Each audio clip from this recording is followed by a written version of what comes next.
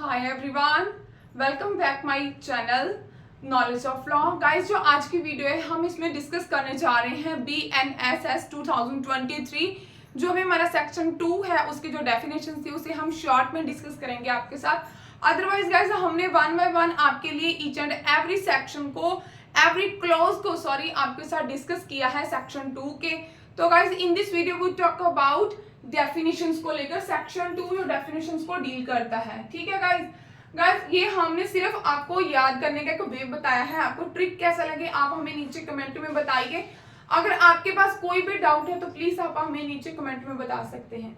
Now let's start. तो guys जो आज की वीडियो है हम बात कर रहे हैं BNSS 2023। अगर हम इस एक्ट की कमेंसमेंट डेट देखें तो 25 दिसंबर 2023 है। ये गाइस ये हमारे जो थे एक न्यू बिल आए थे उनमें से ये हमारा सीआरपीसी है, प्रीवियस सीआरपीसी। हमने सीआरपीसी इसलिए बोला क्योंकि जो हमारे प्रीवियस क्रिमिनल लॉ है वो हमारे एकदम माइंड में फिट हो चुके हैं, सेट हो चुके हैं। तो गाइस ये था इसका कौन से सीआर नंबर पर बना था, 46 नंबर के ऊपर बना था। 2023 में ये वाला न्यू लॉ आया था। नाउ अब हम बात करते हैं हमारी डेफिनेशंस की। अगर हम ए से देखें, ए से ऑडियो वीडियो। गाइस अगर हम बात करें ऑडियो वीडियो की तो आज का जो मॉडर्न जमाना है तो इसके वजह से हम देखें डिजिटल इंडिया। तो गाइस ये बहुत ही इंपॉर्टेंट था audio and video for the welfare of society, क्योंकि जब भी हमारे में कोई भी अक्रंस होती है, कोई प्रॉब्लम होती है तो हम सब लोग क्या करते हैं, फर्स्ट ऑफ ऑल अपने अपने फोन निकालते हैं, उससे वीडियो जो ऑडियो रिकॉर्डिंग करना स्टार्ट कर देते हैं।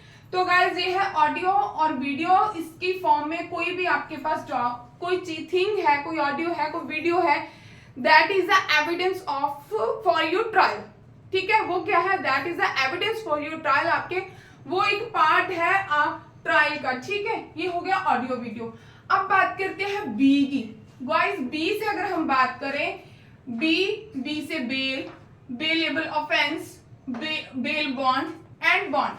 अब हम बात करते हैं बेल क्या होता है। फर्स्ट ऑफ ऑल गाइस यहाँ पर एग्जांपल देते हैं। ये देखो ए एक पर्सन है जिसने किसी बैंक से गाइस लोन लिया, एक कार ली। ठीक है गाइस, जब इसने कार ली तो गाइस जो इसने चेक दे दिया बैंक को, इसने कुछ इंस्टॉलमेंट पे की एंड आफ्टर सम टाइम कुछ ऐसा होता है कि ये इंस्टॉलमेंट पे करने में फेल हो जाता है ए। ठीक है, बैंक क्या करती है ड्यूरिंग दैट टाइम, जो इसका चेक था गाइस वो कोर्ट में लगा देती है। किसके under, section 138 of negotiable instrument act के अंडर।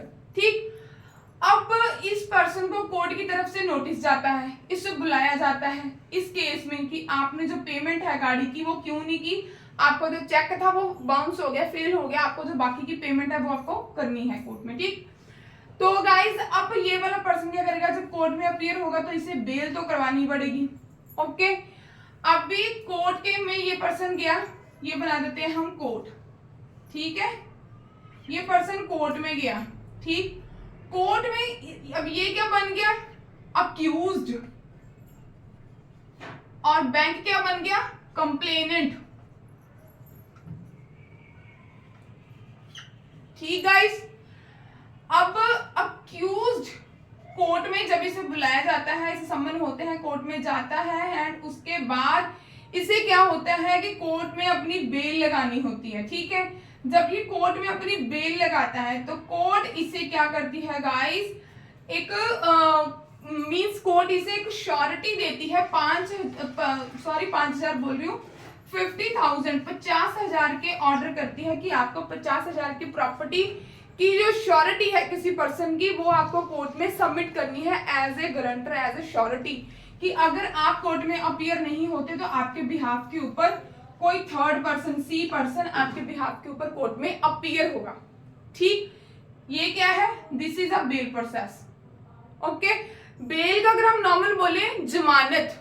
ठीक है, जमानत के ऊपर। अब हम बात करते हैं बेलेबल ऑफेंस, जिन जो ऐसे ऑफेंस हैं जिनमें जो बेल होती है वो आपको इजिली ग्रांट हो जाती है। ठीक है, जो कम सीरियस नेचर के ऑफेंस होते हैं जैसे कि 138। ठीक गाइस, अब हम बात करते हैं bail bond. Bail bond means एक जो पर्सन है वो कोर्ट में एक एज अपनी श्योरिटी देता है। ठीक, उसे बोलते हैं बेल बॉन्ड।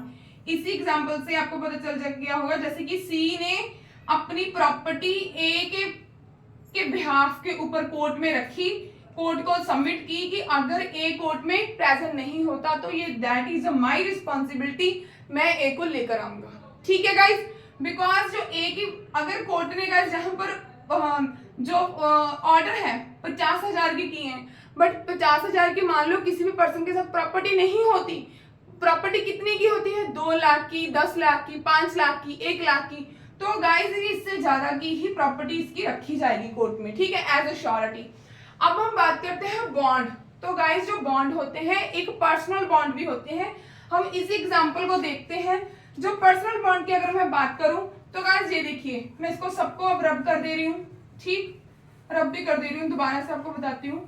बॉन्ड होते हैं एक पर्सनल बॉन्ड, जो अक्यूज्ड होता है वो अपने बिहाफ के ऊपर कोर्ट में सबमिट करता है। यही वाला केस मैं रखूंगी, यही वाली एग्जांपल, इसे मैं चेंज नहीं करूंगी। ये थी बैंक से इसने ली थी अपनी जो कार थी, गाड़ी थी, उसे कराया था इसने लोन, अभी ये कोर्ट में जाता है। ठीक है गाइस, ये बना दी हमने कोर्ट में जा रहा है ए, तो यहाँ पर क्या हो रहा है गाइस, कोर्ट इसे पर्सनल इसके ही बिहाफ के ऊपर ए को कुछ फाइन लगाती है कि आपको 50,000, आपको 1 लाख के जो ऑर्डर्स किए हैं कि आपको वो कोर्ट में सबमिट करने हैं। ठीक है गाइस, चाहे आपको 50,000 की चाहे लाख रुपए की कुछ मान लो किसी भी अमाउंट की एफडी करवानी है अपने बिहाफ के ऊपर, नॉट अ थर्ड पर्सन। मान लो पहले क्या हुआ था, सी ने इसकी श्योरिटी दी थी, इसमें क्या है पर्सनल बेल बॉन्ड है। तो गाइज आपको इजीली अंडरस्टैंड हो जाए, हम ट्राई कर रहे हैं, छोटे छोटे एफर्ट्स लगा रहे हैं, आई होप आपको अच्छे लगे। अगर आपको हमारे एफर्ट्स अच्छे लगते हैं तो गाइज प्लीज इसे लाइक कीजिए, शेयर कीजिए। इससे क्या होगा गाइज, मेरी पावर बढ़ती है। पावर मीन्स मुझे मोटिवेशन मिलती है कि मैं आपके लिए और वीडियोस बनाऊं। ओके, नाउ कम बैक, अब हम वापस जाते हैं। ये देखिए सी से charge, cognizable offence, complaint. Okay, charge ये होते हैं, सॉरी हमने ये रब कर दिया, यही लेते हैं। ठीक है, ये बैंक है गाइस, ये अक्यूज है ए पर्सन, और इसने कार ली है, गाड़ी। ठीक है, अभी चार्ज को हम समझने जा रहे हैं। ठीक गाइस, जब भी कोई भी पर्सन, कोई भी उसके ऊपर क्रिमिनल मैटर के कोई भी एफआईआर रजिस्टर्ड होती है, जहाँ उसके ऊपर कंप्लेंट फाइल होती है, उसके बाद उसकी बेल होने के बाद कोर्ट क्या करती है, उसके ऊपर जो जो सेक्शन मेंशन किए होते हैं उसके अंडर उसके ऊपर इम्पोज करती है चार्ज। उसके बाद क्या होता है, ट्रायल स्टार्ट। ओके, अब इसकी बेल होगी, बेल होने के बाद भी गाइस उससे क्या होगा कि इसके ऊपर आफ्टर कुछ टाइम के बाद, चलो जब तो अगर किसी पर्सन ने गाइस कंप्लेंट करवाई होती है, एफआईआर लॉन्च होती है, कंप्लेंट में बोल रही हूँ, एफआईआर लॉन्च होती है, उसके बाद गाइस क्या होता है कि चालान वगैरह पेश होता है। बट 138 में क्या है, अगर तो इसने एफआईआर लॉन्च की है बैंक ने, तब तो इसका चालान वगैरह पेश होगा। अगर नहीं की, ऐसे उसने अपना जो चेक था वो लगा दिया, तो गाइस इसमें क्या है कि इसको चार्ज फ्रेम होंगे 138 के अंडर, उसके बाद ही ट्रायल कंटिन्यू होगा, ट्रायल स्टार्ट होगा। ठीक है, अब बात करते हैं कॉग्निजेबल ऑफेंस। कॉग्निजेबल ऑफेंस वो होते हैं जो सीरियस नेचर के मैटर होते हैं, जिनमें बेल मिलने की जो ग्रांट होने की संभावना होती है बहुत कम होती है। हमने आपको ये नहीं कहा कि उनमें बेल नहीं मिलती, बेल ग्रांट होती है, बट थोड़ा सा हिरास होने के आफ्टर सम टाइम। ठीक है, कॉग्निजेबल ऑफेंस वो होते हैं जैसे कि एज लाइक मर्डर हो गया, रेप हो गया, किसी पर्सन का मर्डर हो गया। तो कॉग्निजेबल ऑफेंस में क्या होता है कि पुलिस के पास अथॉरिटी होती है कि अब वो आपको विदाउट अरेस्ट वारंट अरेस्ट कर सकते हैं। मान लो कोई पर्सन है, ठीक है गाइस, इस ए का बी ने मर्डर कर दिया, बी ने ए का मर्डर कर दिया। अब मर्डर करके ये इमीडिएटली वहां से भाग ना जाए, जैसे पुलिस को इसकी इंफॉर्मेशन मिलती है और पुलिस इसकी इंक्वायरी करनी स्टार्ट कर देती है, इन्वेस्टिगेशन करती है, तो इससे क्या होता है, इसे ढूंढती है मींस बी को। तो गाइस उसके बाद अगर बी से मिल जाता है तो कोर्ट अरेस्ट वारंट नहीं वेट करती, इसे एकदम से रिसेंटली अरेस्ट पड़ जाती है। That is a cognizable offence. Complaint की बात करें, कंप्लेंट गाइस एक होता है कि आप रिटन में या फिर वर्बली, आप ऑरली, मतलब वर्बली बोल रही हूँ, ऑरली आप कोर्ट में मैजिस्ट्रेट के सामने कोर्ट में या मैजिस्ट्रेट के सामने आप कंप्लेंट फाइल कर सकते हो। ठीक, कंप्लेंट में एक ये भी चीज होती है, जब अगर आप प्रैक्टिस करोगे आपको पता चलेगा। अब कई बार क्या होता है कि हमने कंप्लेंट की पुलिस को, पुलिस में अपने को रिपोर्ट वगैरह लिखाई, ठीक है, पुलिस वाले क्या है उस चीज के ऊपर आपके एफआईआर लॉन्च नहीं करते, कोई भी उसके ऊपर एक्शन नहीं लेते, तो तब भी आपके पास राइट है, अगर पुलिस आपकी बात नहीं सुनती तब भी आप कंप्लेंट केस भी कर सकते हो। उन्हीं सेक्शन के अंडर जो जो आपको लगता है उसकी एक आप कंप्लेंट बनाओगे, उसे ड्राफ्ट करवाओगे, अपने एडवोकेट से अपनी बातें बताओगे, उसके हिसाब से उन्हें लिखा जाएगा क्या क्या आपको प्रॉब्लम्स है गाइस, फिर वो आपकी कंप्लेंट केस भी लग जाएगा। ठीक है, इसमें सबसे पहले आपकी जो भी देखा जाता है, इसमें आप ही की गवाही वगैरह होती है, सबसे पहले आपके विटनेस करवाए जाते हैं, उसके बाद सारी चीजों को ध्यान में रखने के बाद ये भी देखा जाता है एसएचओ की इसमें रिपोर्ट भी आती है कि पुलिस ने भाई किया क्या है। अगर आपने पुलिस को इन्फॉर्म किया था, जब आपने कंप्लेन की थी, तो पुलिस ने उस कंप्लेन में किया क्या है ये भी देखा जाता है। एसएचओ की रिपोर्ट आने के बाद ही कोर्ट फिर इसमें डिसीजन लेती है कि हाँ उसे एज ए केस रजिस्टर्ड करती है, अगर आप कंप्लेंट केस लगाते हो कोर्ट में। ठीक है, अब हम बात करते हैं ई की। ठीक, इलेक्ट्रॉनिक कम्युनिकेशन। इलेक्ट्रॉनिक कम्युनिकेशन जो है, अगर आपका फोन हो सकता है, मोबाइल फोन हो सकता है, लैपटॉप हो सकता है, कंप्यूटर हो सकता है, विदाउट वायरलेस आपकी कोई चीज हो सकती है, जैसे कि लैपटॉप हो गया या फिर आपका टैबलेट हो गया गाइस, आपका कोई भी चीज लगा सकते हैं, जिससे क्या होगा कि एक पर्सन से दूसरे पर्सन को आप अपनी कम्युनिकेशन, आप अपनी को वीडियो, आप अपनी को फोटो, आप अपनी को ऑडियो ट्रांसफर कर रहे हो, that is a electronic communication, जिससे आपकी इलेक्ट्रॉनिक वे में एक पर्सन की दूसरे पर्सन से कोई कम्युनिकेशन हुई है, that is a electronic communication. Next बात करते हैं high court. Guys, high court की अगर हम बात करें, ईच एंड एवरी स्टेट की एक अपनी हाई कोर्ट होती है, चाहे आप Punjab and Haryana high court लगा लो, बॉम्बे हाई कोर्ट लगा लो, कर्नाटका हाई कोर्ट, कोई भी कोर्ट देख लो गाइस, स्टेट देख लो, सॉरी, हर स्टेट की अपनी एक हाई कोर्ट होती है। ठीक है, अगर हम क्रिमिनल मैटर की बात करें हिरार्की की बेस से, तो हाई कोर्ट के पास क्रिमिनल मैटर की सबसे ज्यादा पावर होती है। ये नहीं कि आप सुप्रीम कोर्ट में नहीं जा सकते, आप सुप्रीम कोर्ट में भी अपील लगा सकते हो, बट अगर हिरार्की की अगर हम बात करें तो क्रिमिनल मैटर में हाई कोर्ट के पास ज्यादा पावर होती है। सुप्रीम कोर्ट में भी पावर होती है, डजंट मीन हमने ये नहीं कहा, इसे अब अलग वे में मत लेकर जाना गाइस। ये देखिए, आई से इंक्वायरी एंड इन्वेस्टिगेशन। अब बोलोगे कि बात तो दोनों की सेम है, तो नहीं गाइस, बात सेम है, ठीक है, बट इसमें थोड़ा सा डिफरेंस है। गाइस, जो इंक्वायरी होती है ये कौन करता है गाइस? ये पुलिस के द्वारा की जाती है। जो इंक्वायरी होती है गाइस, ये पुलिस के द्वारा की जाती है। एक बार इसे आप देख लेना, मुझे भी यहां पर थोड़ा सा डाउट हो गया। इन्वेस्टिगेशन जो है गाइस, ये पुलिस के द्वारा ही इंक्वायरी की जाती है। जो इन्वेस्टिगेशन है गाइस, जो इन्वेस्टिगेशन है, यहाँ पर आप एक बार चेक कर लेना गाइस। जो इन्वेस्टिगेशन है, इसमें ये है कि कोर्ट अपने बिहाफ के ऊपर किसी थर्ड पर्सन को अपॉइंट करती है।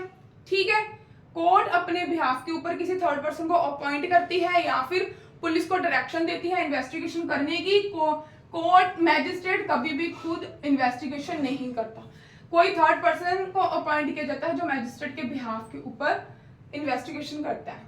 ठीक है, अब बात करते हैं जे की, जुडिशियल प्रोसीडिंग। जुडिशियल प्रोसीडिंग ये होती है गाइस, जो भी कोर्ट का काम हो, मान लो ए, अब हमने यही वाली जो एग्जांपल ली थी, ए बी और सी वाली, ए ने कार ली बैंक से, ठीक है गाइस, तो सी ये कार ली, ठीक है। तो अब ये क्या हुआ, ए ने क्या किया, अपनी बेल एप्लीकेशन लगाई, उसके बाद कोर्ट ने इसे ऑर्डर किए, ऑर्डर करने के बाद जो ए है गाइस, ये अपनी बेल बॉन्ड फर्निश्ड कर रहा है, एज ए श्योरिटी कोर्ट में लेकर आ रहा है, फिर उसके बाद आगे की प्रोसीडिंग चल रही है, that is a judicial proceeding. Trial का जो भी काम चल रहा है उसे हम बोलते हैं जुडिशियल प्रोसीडिंग। अब इसके यहां पर मैं आपको समझा दे रही हूँ, एल से लोकल यूरिस्डिक्शन, जैसे कि आपको जो भी कोई लोकल एरिया होगा उसके हिसाब से ही आपको कोर्ट में जाना होता है, आपकी यूरिसडिक्शन बनती है कि आपका लोकल एरिया कौन सा है, उसी हिसाब से गाइस आपकी यूरिसडिक्शन बनती है कोर्ट की। कोर्ट की भी एक हायरार्की होती है कि हाँ आप कौन सी कोर्ट में मैटर लगा सकते हो। तो गाइस ये है लोकल यूरिसडिक्शन, ये आपको लोकल एरिया को देखकर ही बनती है कि हाँ जो आपका एरिया है उसी हिसाब की आपकी लोकल यूरिसडिक्शन बनती है। मान लो अगर कोई भी किसी भी डिस्ट्रिक्ट में कोई भी मान लो अक्रेंस होती है, ठीक है, उसी हिसाब से उसी डिस्ट्रिक्ट में वो मैटर जाएगा। ठीक, थोड़ा सा अब हम इसे रब कर देते हैं कि आपको इजीली, गाइस बाय मिस्टेक मैंने एक कर दी गलती, ये देखिए वारंट केस, W से था वारंट केस,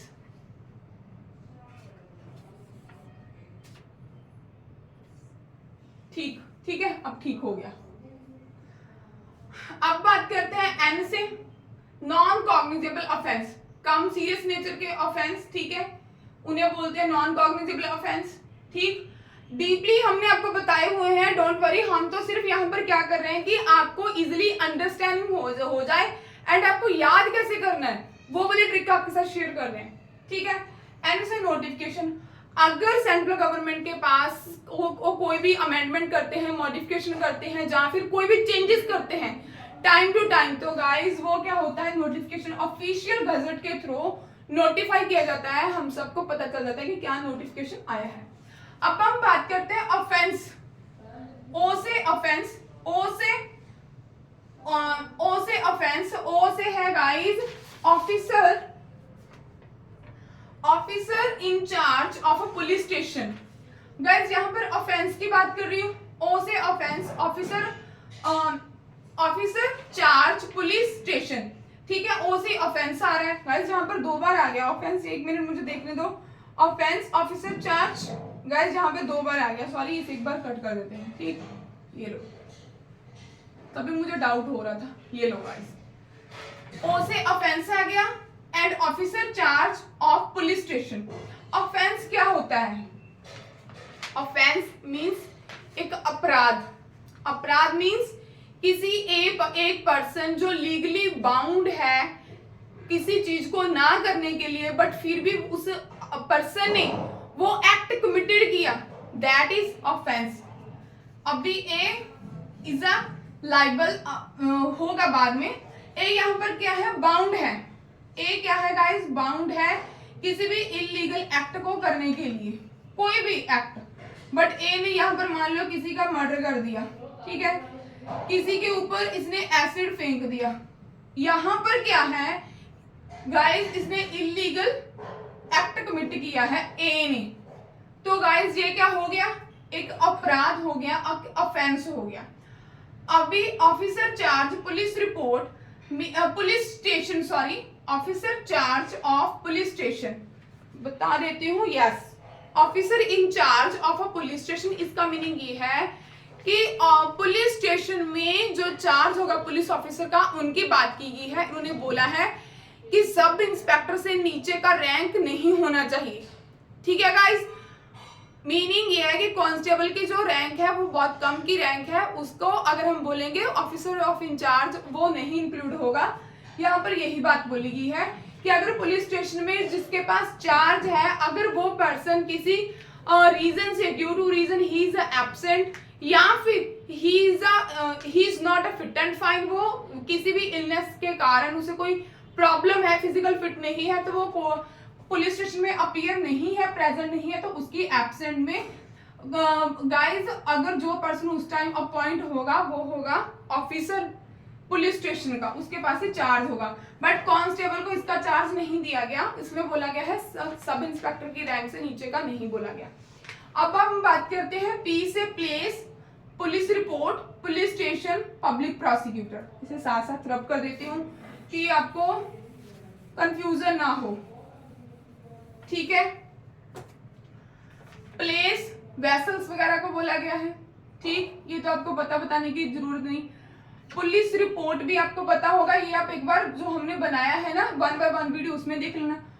पुलिस स्टेशन का मीनिंग होता है कि जो गवर्नमेंट के द्वारा आपके लोकल एरिया में पुलिस को अपॉइंट किया जाता है आपकी बात को सुनने के लिए, अगर कोई आक्रमण होती है उसे कंट्रोल करने के लिए, वो होता है पुलिस स्टेशन। हमने आपको नॉर्मल लैंग्वेज में बता दिया।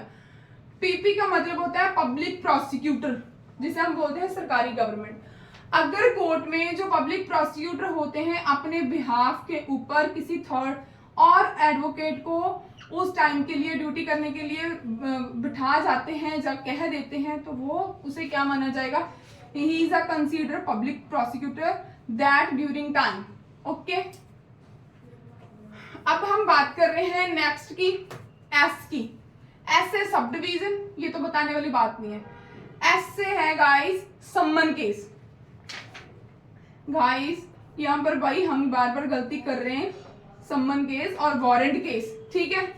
ये दोनों को समझा दे रही हूँ, विक्टिम आपको बाद में समझाती हूँ। सम्मन केस और वारंट केस। वारंट सम्मन केस से पहले मैं आपको वारंट केस समझाती हूँ, ठीक है। वारंट केस कौन से होते हैं? जिनमें क्या होगा भाई? डेथ पेनल्टी होगी, लाइफ इम्प्रिजनमेंट होती है, जिनमें 2 साल की पनिशमेंट या फिर इससे ज्यादा की पनिशमेंट इंक्लूड होती है, दैट इज वारंट केस। क्या बोला गाइस? डेथ पेनल्टी होगी, लाइफ इम्प्रिजनमेंट होगी, 2 साल की जो पनिशमेंट है वो होगी, या इससे ज्यादा की होगी, वो क्या है? वारंट केस, ठीक। अब बात करते हैं सम्मन केस।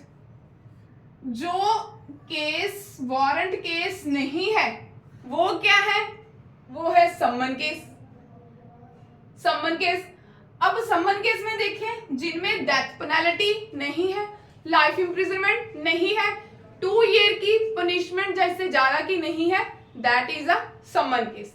आई होप आपको इजिली अंडरस्टैंड हो जाए। ये हम छोटे छोटे एफर्ट्स लगा रहे हैं आपके लिए कि किसी एक को भी चलो बेनिफिट हो, तो I feel so happy.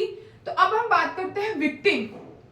Guys victim की अगर हम नॉर्मल लैंग्वेज में बात करें, victim is a aggrieved person, पीड़ित पर्सन। विक्टिम कौन होता है? जो पीड़ित पर्सन होता है, ठीक। जिस पर्सन के साथ कोई ऐसा ऑफेंस हुआ हो, वो पर्सन किसी ऑफेंस के कारण पीड़ित हो, वो क्या होगा? विक्टिम। डोंट वरी, बताती हूँ यहाँ पर आपको। विक्टिम की डेफिनेशन को हम यहीं पर डोंट वरी। ये देखो, ये है ए, ठीक। बी ने यहाँ पर क्या किया? ए के घर पर गया, ट्रेसपास किया, ठीक है।